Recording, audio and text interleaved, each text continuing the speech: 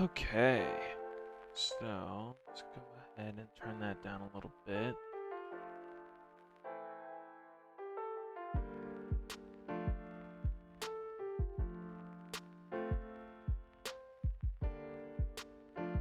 Hey there.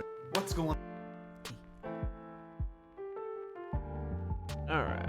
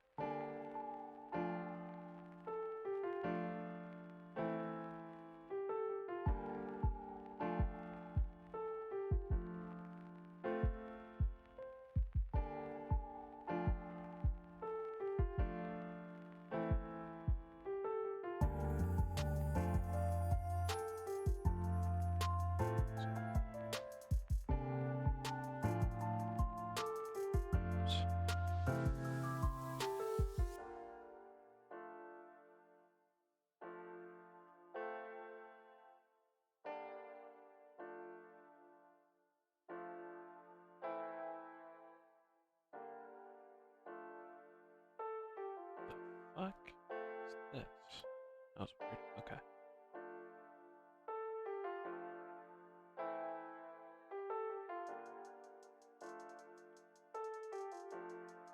Okay. Need to start up. Wait, what the hell is? God damn it!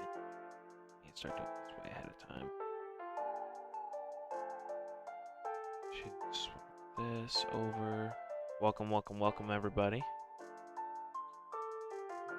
This.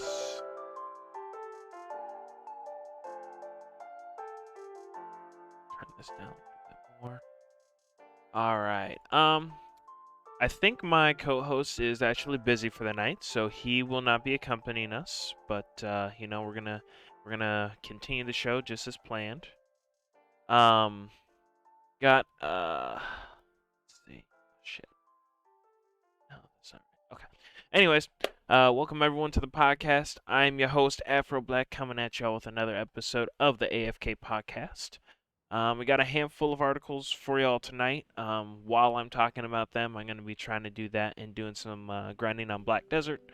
For people that don't know, I've streamed this game off and on for like the past few years. Obviously, I'm a variety streamer and stuff, so I tend to come back to this game and then leave it for a couple months, so on and so forth. So I've been playing it for a while. Got some stuff to do on there in the background, so might as well get that done. Let's see. First thing is first is let me go on here. Tweet this out too. That's not more. This.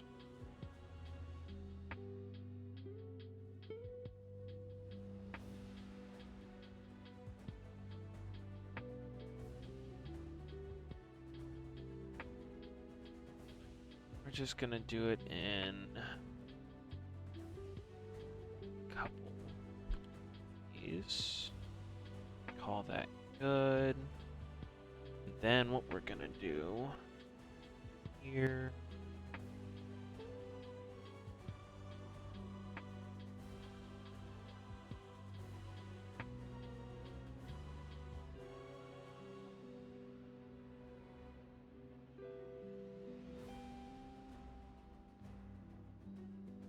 There we go. All right. So, first things first. In the my co-host Markov, he actually has been finding some decent news over the past week or so. So we're gonna go through that. First things first is some stuff having to do with Sony and the PS5. So Sony has apparently declared that the great PS5 shortage is over at CES. Sony had a surprisingly interesting showing at CES this year, one that produced some PSVR 2 info, along with the debut of a new accessibility control system. The company also took the time to announce a major milestone that the PS5 had hit 30 million consoles sold since its release in 2020. Not only that, but Sony's Jim Ryan is going a step further and is now willing to declare that the expansive PS5 shortage of the first few years of its release should effectively be over from this point forward. Quoting him directly, everyone who wants a PS5 should have a much easier time finding one at retailers globally starting from this point forward, he said. Ryan thanked fans for bearing with Sony while it managed unprecedented demand and global challenges over the past couple years. That would be the chip and component shortage, which made the PS5 exceptionally hard to find in eons after release, since it was still selling out instantly when it popped up online. Now the idea is that you may even just be able to go to a local store and just buy one off the shelf, which seems to be unthinkable at this point, which is fair. Obviously, during this new gen of consoles, I don't think that that's really happened. At our local GameStop, I believe there were maybe a handful of times that happened, mainly during the holidays, and even then, you had to put in pre-orders for them. So this is good. This is good. Let's see here. PS5 sales have been lagging behind PS4 sales since its release because of this mass shortage, but it seems fairly clear that it would have blown those sales away if supply had been able to meet the demand for the last 2 years. Now that may be closer to actually happening, and we're already seeing an acceleration. PS5s went from 20 to 30 million sales faster than the PS4 did. So that is pretty cool. I always like hearing that, we aren't going to be hearing anything about shortages anytime, like, for a while.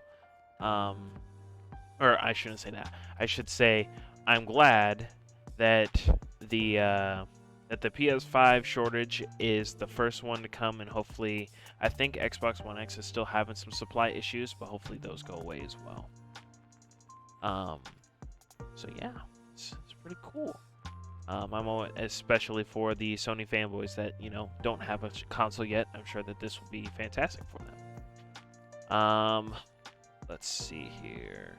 Speaking of PS5s, so apparently PS5 users are advised to not stand their console upright now, even though that they literally made a stand for it, and I have yet to see someone even attempt to put it on its side. So, do not stand your console upright, as doing so may cause permanent damage to the system's hardware. This is reportedly due to a design flaw related to the cooling system for the PS5's accelerated processing unit.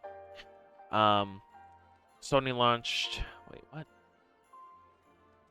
No. Those supply chain issues meant it was a while before many fans could get their hands on it. It falls a little behind Xbox Series X GPU and storage, which both offer similar performance. The PS5's unique design also makes it stand out from the general monolith of the Series X. Sony and Microsoft also design their consoles to stand up vertically, and the machines are often shown that way in promotional media. Let's see. Where is... Oh, sorry. Still working on my... Why is it not showing? That's Everfrost.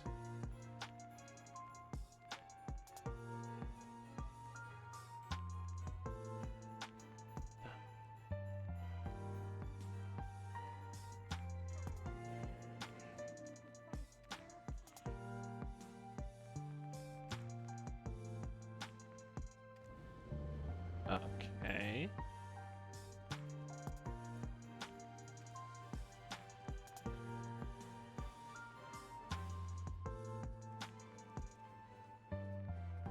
Don't.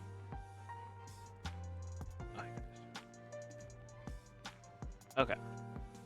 Well, that is auto traveling.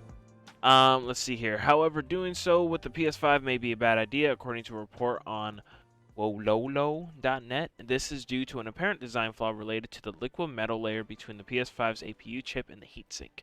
The liquid metal is prone to leaking when the PS5 is left sitting upright for an extended period.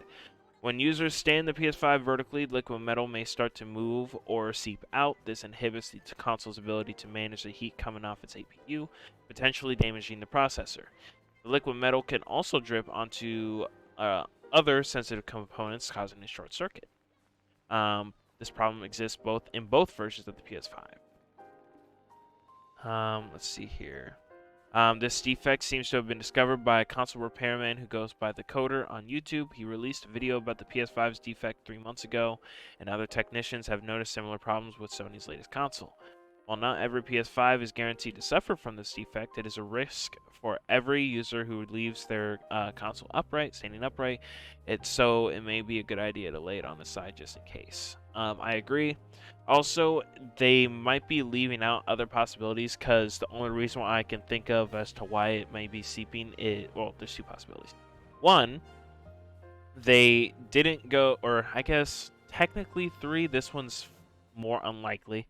But one, the heatsink and there might be too much of the liquid metal on there. I know that thermal paste, if you put too much thermal paste on a CPU, for example, and put that on and then put on the heatsink or the socket, it'll squish out of the copper and it'll how do I say that? It'll seep over the edge and start leaking into the CPU socket, for example.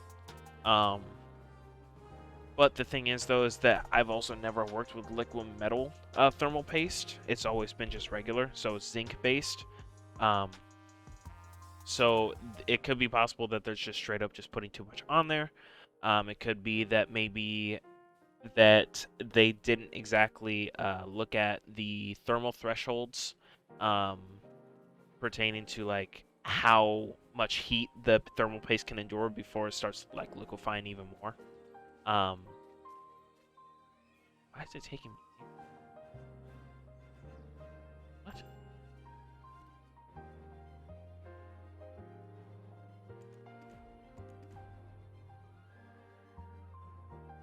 Investigate. That's not right. What?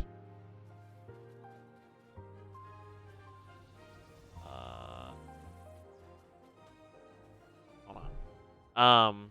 So it could just be that maybe they didn't look through the thermal threshold for it, and it's just liquefying too much and seeping through. Those are my guesses, really. There's another possibility that maybe they just don't have the heatsink tight enough to actually keep it in place. I don't know. But that is actually a pretty serious defect. Obviously, like I said, I haven't worked with it before, so I don't know if it's like thermal paste, like the thickness of it is like thermal paste to where like it'll drip once and then like won't really move, or if it's just straight up just liquefying and just moving all over the place. That also can obviously cause issues, because if it's anywhere, if the design is anything I'm thinking, the CPU is probably near the top, and when it starts seeping through the heatsink, it's just trailing down the circuit board and just shorting shit out as it travels down. Hold on 1 second.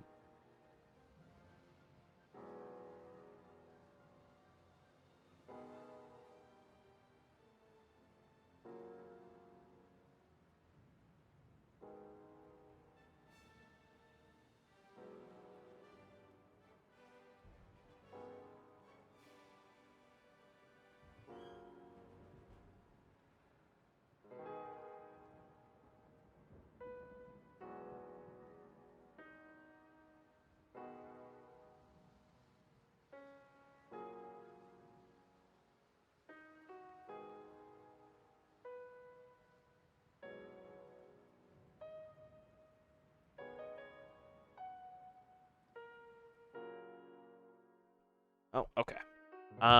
So that is obviously going to cause a lot of issues. Let's see. Oh, here we go. So for anyone wondering, PS5's liquid metal is an alloy made from the elements indium and gallium. The latter is famous for its ability to melt in human hand.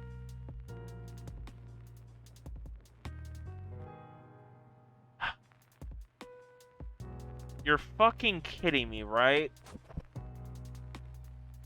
When combined, the alloy is liquid at room temperature and is very good at conducting heat. This makes it a suitable medium for transferring heat from the processor to its heatsink. However, since liquid metal also conducts electricity, it can cause a short circuit if it seeps into other components. This is part of why liquid metal isn't used in other game consoles. However, Sony believed its engineers had found a solution to that problem. Unfortunately, these malfunctions show that this was not precisely the case. Absolutely not. Why would you make a thermal solution when half of it literally melts in a human's hands and a CPU slash GPU is going to reach upwards of probably like 150 to, or in between like 130 to 160 degrees Fahrenheit? I don't, what? I don't understand. How does that make any sense? Uh, I don't. My brain hurts. Okay. Um.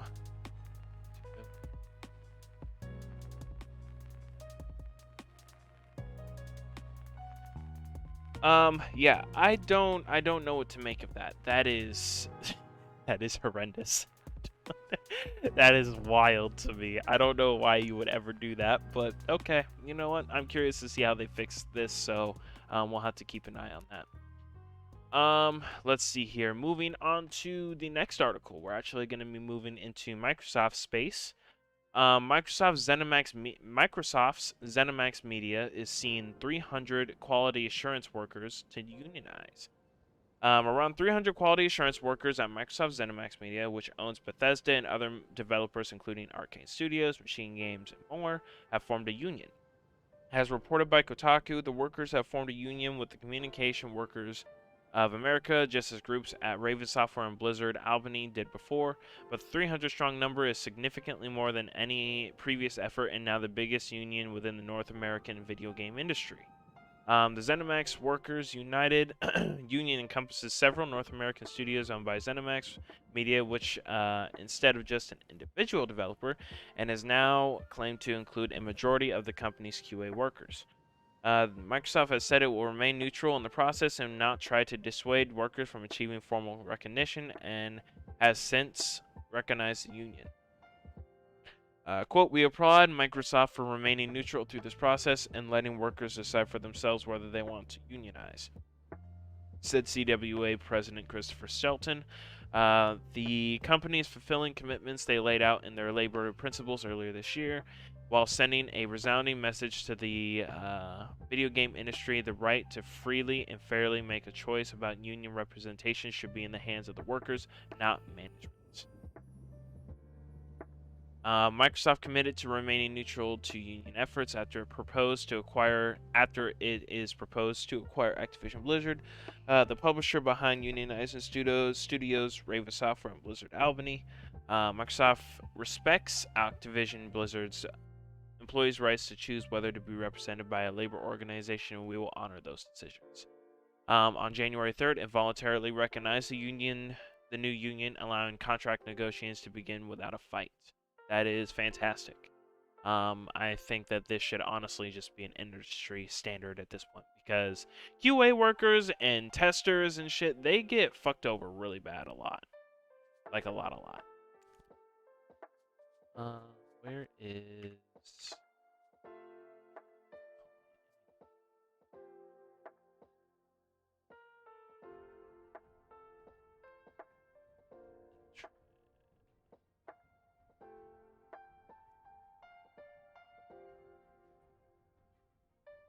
1 second, guys.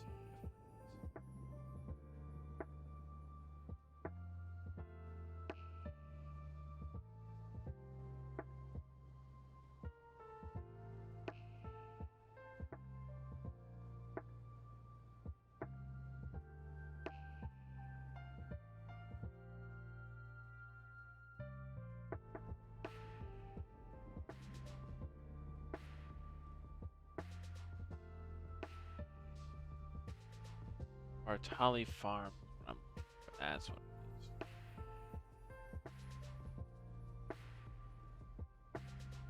Here it is. That's where I need to go.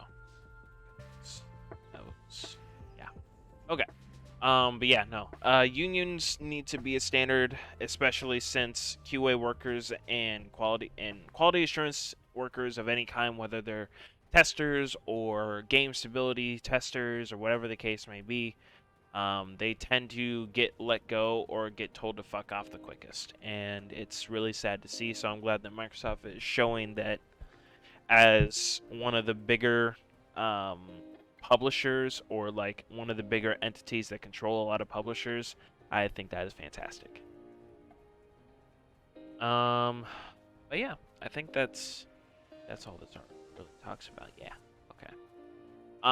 Moving on to not so great business practices. Square Enix is getting a lot of flack. The so-called crypto winter has cooled interest in the blockchain world for the past 6 months, but some are still enthusiastic about the technology. That latter group includes Square Enix's president Yosuke Matsuda, who once again used the company's annual New Year's letter to reconfirm its strong interest in crypto and blockchain's role in gaming.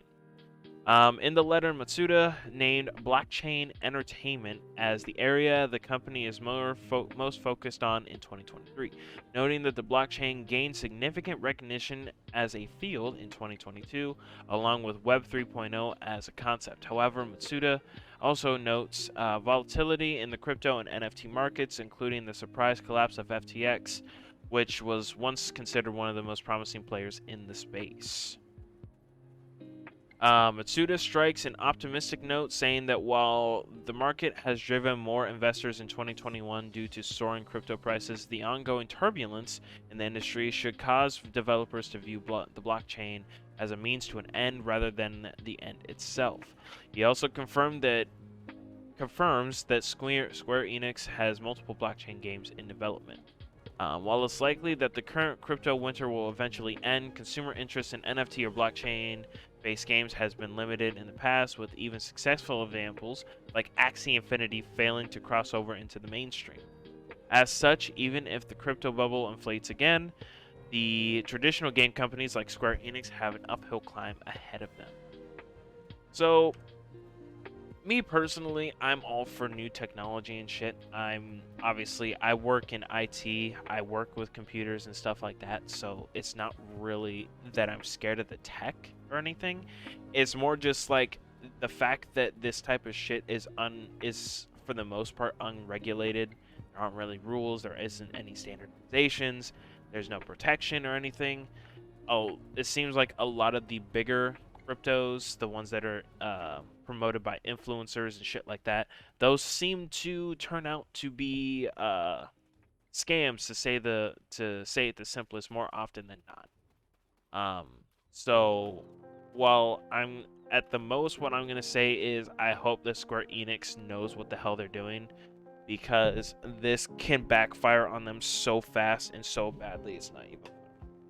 Because we've seen a small example of this with what was it? Ghost Recon Breakpoint, I think is what it was called. Ghost Recon, yeah, Breakpoint. Because that game, if you guys didn't know, also did some stuff with NFTs, and what little population the game had, it just straight up fucking died. So, yeah.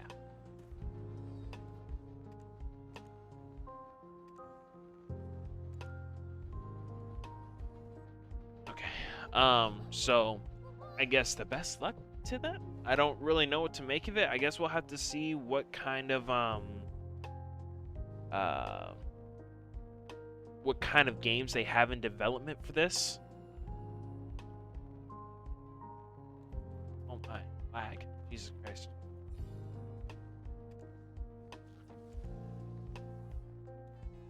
It's based on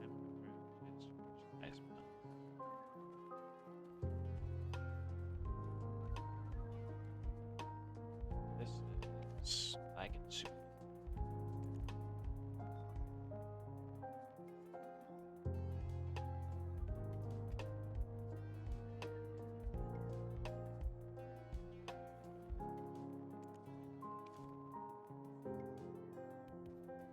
Like that. Let's see here. So yeah, we'll just have to see how it goes. Let's see. On to the next article. Something that I wasn't really expecting. But some new Skyrim stuff might have been possibly leaked. So Elder Scrolls V Skyrim may be 11 years old, but it's still played by many, a testament to its quality. Vibrant mod scene and Bethesda's strategy of re-releasing on every platform in existence. New updates for an 11-year-old game are usually out of question, let alone new DLC, but not for Skyrim apparently. Until Elder Scrolls 6 comes out, Skyrim is going to continue to be relevant thanks to the simple fact that it's the latest mainline Elder Scrolls game, and Elder Scrolls 6 is not going to be getting released anytime soon. So Skyrim will continue to be relevant for at least several years, which opens the door to new updates, smaller and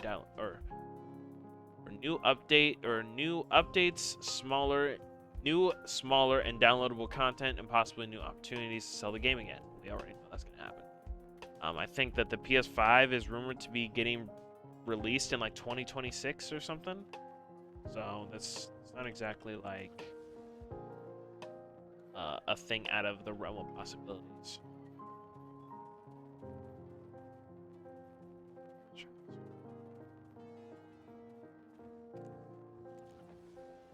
Oh.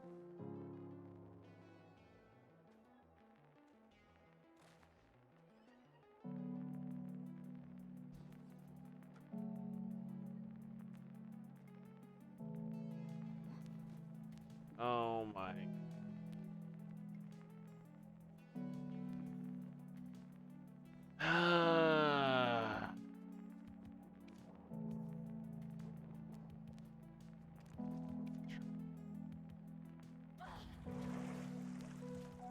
Okay. Oh, Christ, lag. So let's see here. All of this brings us to the new Steam database update, which in turn points to a new major update to the game and possibly some DLC as well. Bethesda Game Studios has been working on something for Skyrim, and we know this because of its Steam files. The evidence involves something called branches and a lot of other technical jargon. All you need to know, though, is that Bethesda has been working on something with Skyrim that seemingly involves adding a marketplace to the game, which would presumably involve paid mods as well. They already have something like that on it.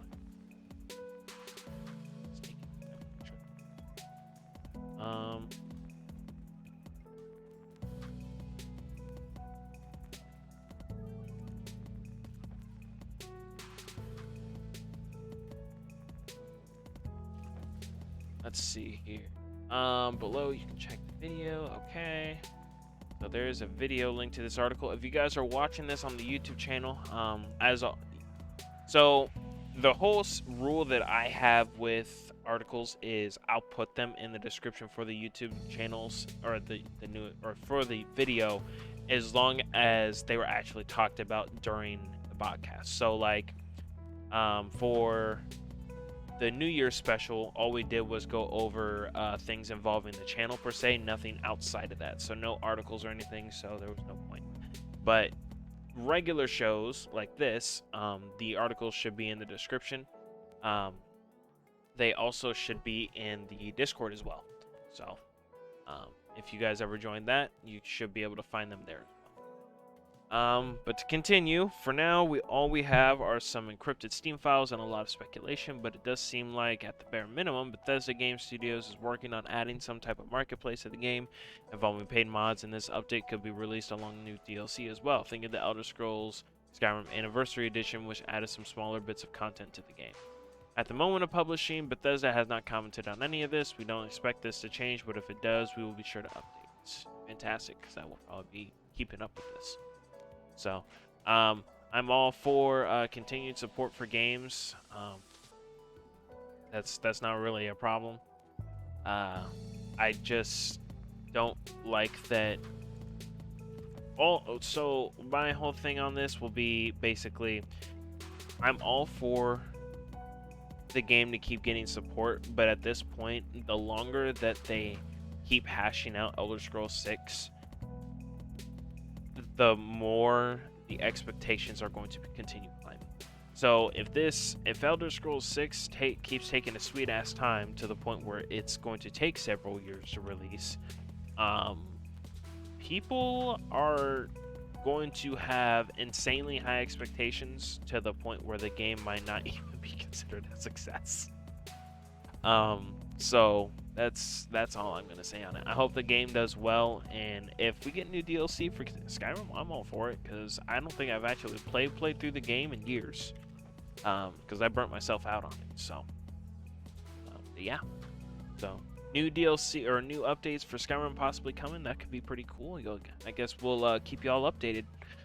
Let's see here. Moving on to the next one. This one was more catered towards Mr. Markov's marketplace, I guess, when it comes to video games. I haven't played this game or this franchise in years. So apparently, Spyro is looking to reignite interest. Let's see here. For a few years there, Activision was riding high on the Skylanders franchise. They took the Spyro brand and warped it into a series that was filled to the brim with brand new characters, and most importantly, accompanying figurines. It was doing huge business for a while, but eventually players got tired of the yearly installments and the franchise died off.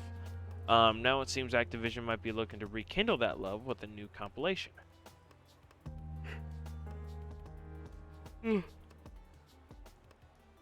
Rumor has it that Activision is sending out a survey that indicates a Skylanders compilation is in the works. This package includes HD versions of Skylanders, Spyro's Adventures, Skylanders Giants, and Skylanders Swap Force, and most importantly, no figurines will be required. No platforms are mentioned for this compilation, but Switch certainly seems likely a shoo-in. We do have a note on the release date, as the survey indicates Q4 2023 launch. But just keep in mind that this is a rumor, so don't get your guys' hopes up in case it gets delayed, or if they say fuck all, we canceled the project or whatever. But yeah, that's pretty cool. I haven't played Spyro as the franchise in general for probably 15 years, if that. It more than likely longer than that. But obviously, when I was a kid, they were pretty fun games. So, if they do get re-released, maybe I'll buy them, just to see how it is. Could be pretty cool. Oh, that's probably good to go.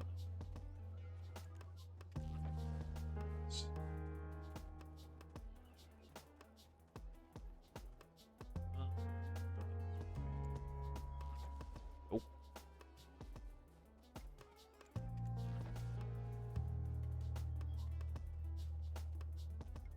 So I think this first one, right.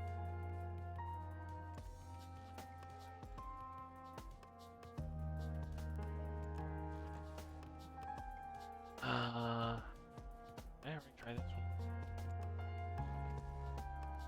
But same result. So yeah, that could be pretty cool. Definitely something probably to pick up in case you have kids that love dragons. I'm tired. You're tired? I'm tired too, boss. Let's see. I think that's it. Yeah, it is. All right. Moving on to the next one. It looks like Microsoft is making some other headway in the news. Xbox Game Pass has apparently 44 games already confirmed for 2023, including 7 with actual release dates, and it should be a strong year for the service. Xbox Game Pass has wrapped up 2022, and while Rainbow Billy was the last game it added, High on Life was certainly a high point for December.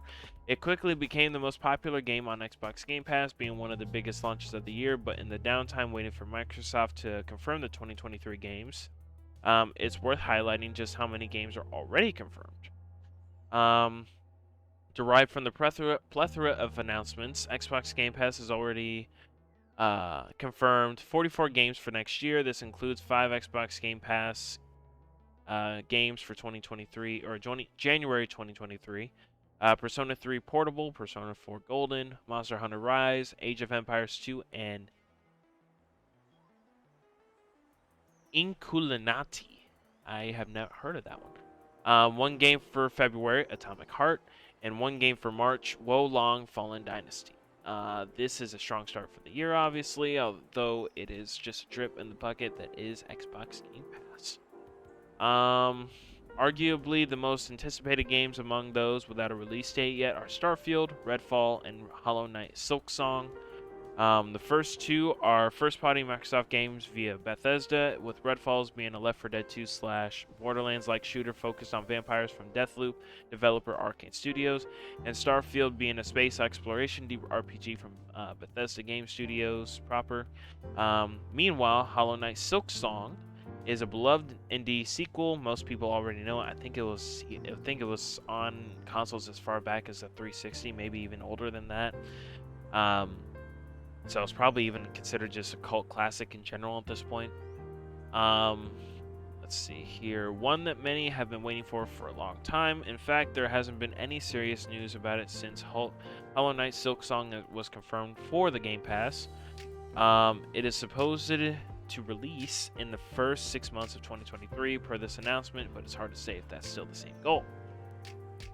It's funny, the developers said that they see Redfall as a Far Cry 2 style game and not Left 4 Dead. I don't know where the hell they got that kind of like copium from, but it definitely does not look like fucking Far Cry 2. I can tell you that much.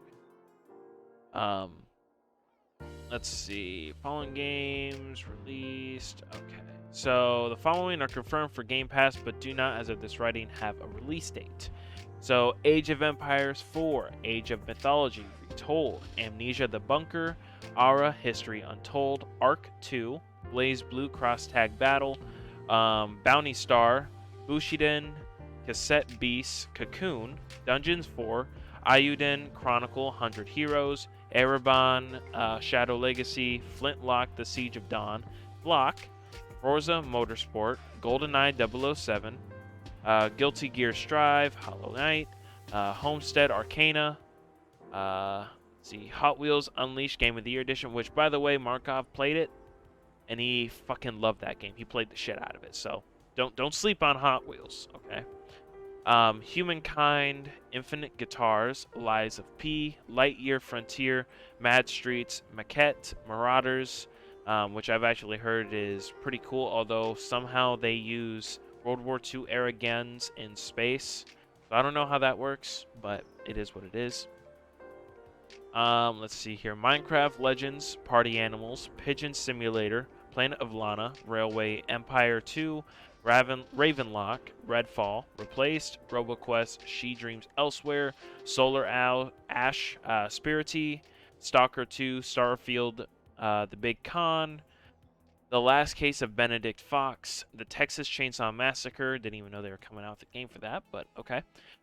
Thirsty Suitors, Turnip Boy Robs a Bank, Valheim, Warhammer 40k, Darktide, and Way to the Woods. Burnt Labs, lol, right? I mean, if it's open world and you can unlock safe zones, then I guess was still Far Cry from Far Cry. Yeah, that's fair. Like, I guess, like, if that is the case, then yeah, you can maybe say it has some Far Cry elements.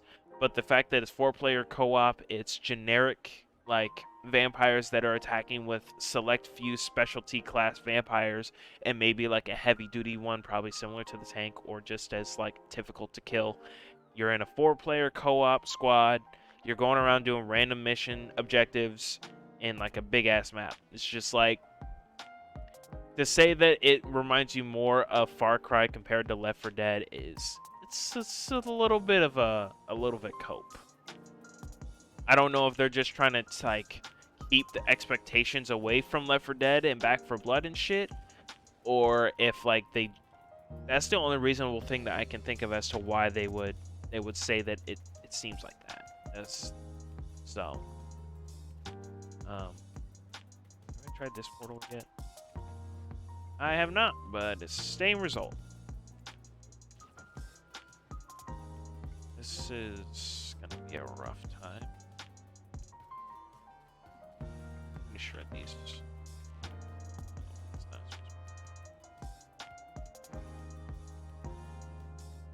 So yeah, so they got quite a few games on the list for next year, or for this year. Obviously, Game Pass has been going strong and has a pretty stable subscription base, so it seems like it's doing its job. I'll safely say that much. Let's see. The last article that I had for y'all tonight is one relating to Marvel Snap.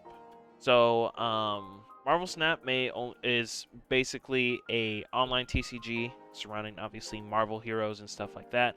I've been hearing that it's actually pretty fucking fun. I have a handful of friends, including Markov and Kchav, that absolutely love the game and they play it. I don't understand it, but then again, I don't play the game, so I wouldn't know. But anyways, apparently they have a roadmap. So, Marvel Snap may only be 2 months old, but it has already started with a bang. The card-based battler from the mind behind Hearthstone has quickly become the part of the zeitgeist. Gathered an enormous army of players, and with it, all the feedback in the universe. In response to all this, developer Second Dinner has laid out its plans for the game in the very short term, the medium term, and its lofty long term. Be warned from the very start, no, none of these plans include radically changing the game's abysmal pricing structure and mortifyingly overpriced battle pass, but I live in hope. They do, however, mostly sound like pretty awesome updates. So for the short term, in the short term, we've got the previously mentioned battle mode versus friends, where a unique game mode will set each player with 10 health, which is either gained or lost via a series of battles against a buddy. This was set to launch within the next 2 months at the start of November, although now looks to release in the next month or two as of now. So don't put it in your diary just yet. Name change is the option to wait for it. Change your name. There are no details about how often you'll be able to, but it's given there's no stat tracking or rivalry, even though there clearly should be, and makes no odds to anyone if you change it up every match. Artist credits and infinite split mod details mean the game will finally give credit to the creators of the art for each card variant, as well as explain what the hexagonal dots on each post-infinity upgraded card actually means. Second Dinner is also adding Russian and Vietnamese language support in the near future.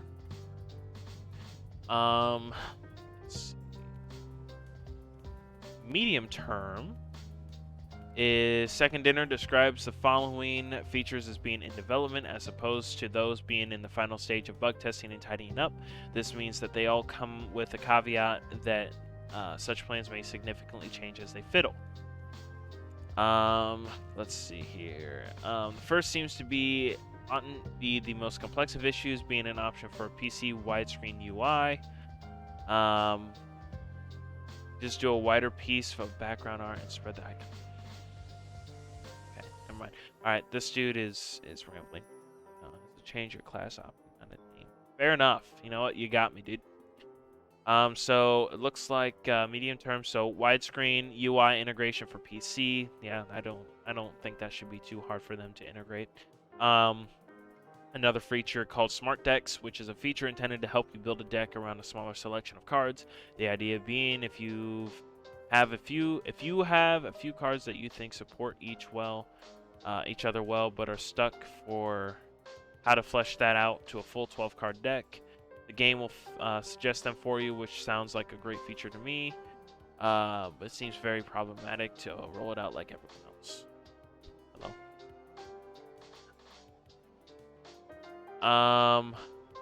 Let's see here. The other one that they got for medium term is unranked mode, which should be pretty self-explanatory.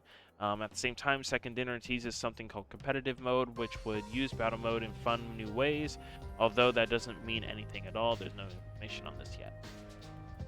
And then the last tier would be long-term or in concept still. Here are the plans. Second Dinner calls in concept, which is today in our imaginations. Their ideas on paper, but not in development, and they invite feedback on them, seemingly preferring to that be via their Discord. There are no details on any of them, so here's the list. Guilds/social systems, Infinity rank leaderboard, which that shouldn't be too hard to put in. Collectible emotes and card emojis, mythic variants, booster magnets, avatars and titles by deck, PC controller support, season cash improvements, and in-game events.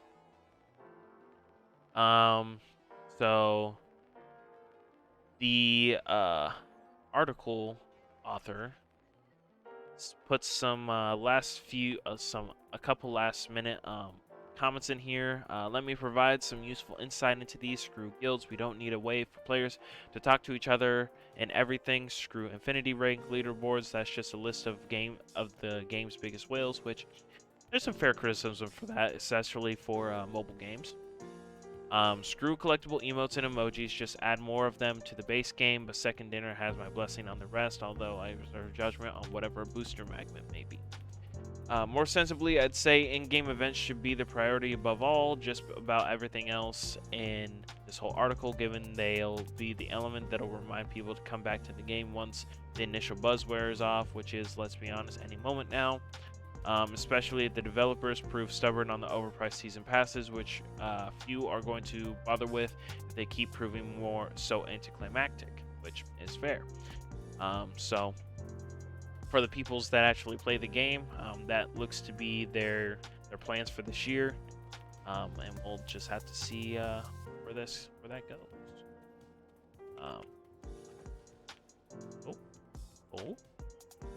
Here, question mark.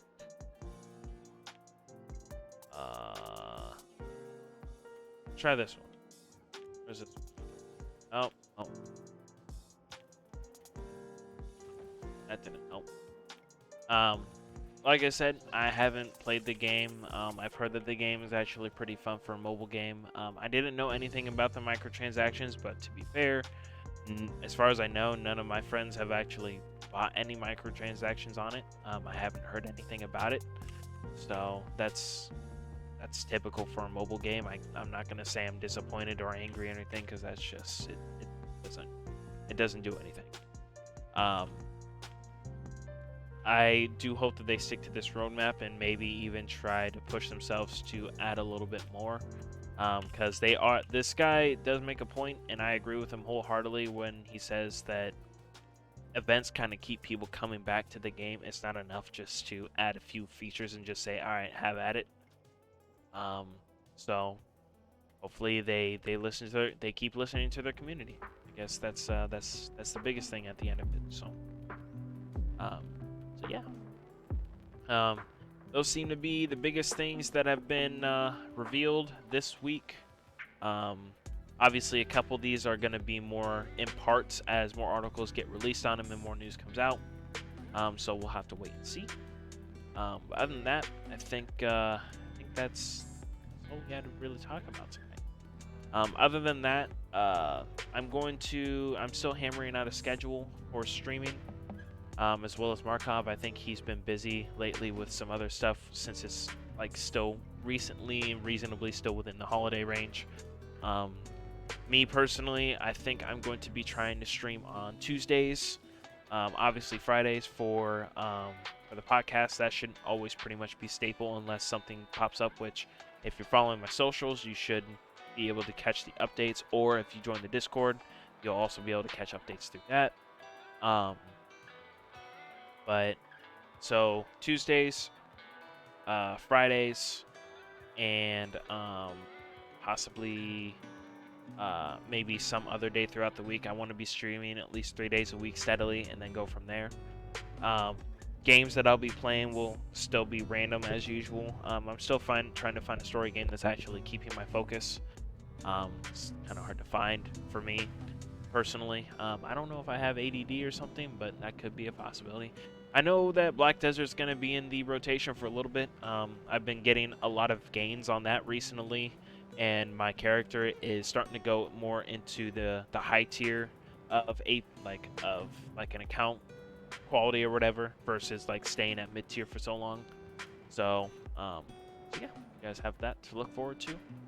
Um, Other than that, I think this is where I'm gonna go ahead and end the stream. I still need to eat stuff, so it's gonna be kind of a short podcast, along with I'm not having a co-host today, but no flack to him. But anyways, I'm gonna go ahead and end it here. I hope you guys enjoyed this little piece of news for the week. If you did, be sure to go ahead and follow my Twitch channel, as well as subscribe to the YouTube if you're new. And you actually like the content. That's where we put all the VODs, as well as we will be putting the articles in the description of the VODs like normal. Be sure to follow my socials. That's usually where I post all the updates and anything stream related. And also join the Discord. We're trying to build a community this year, especially for the podcast/stream team. So it means the world to us if you actually join the Discord. Try and talk to us, send us articles, stuff like that. And obviously, we aren't going to really shy away, especially if it's game related. So yeah, that's all I got for y'all tonight. Have a good one, and I'll see you soon. Have a good one.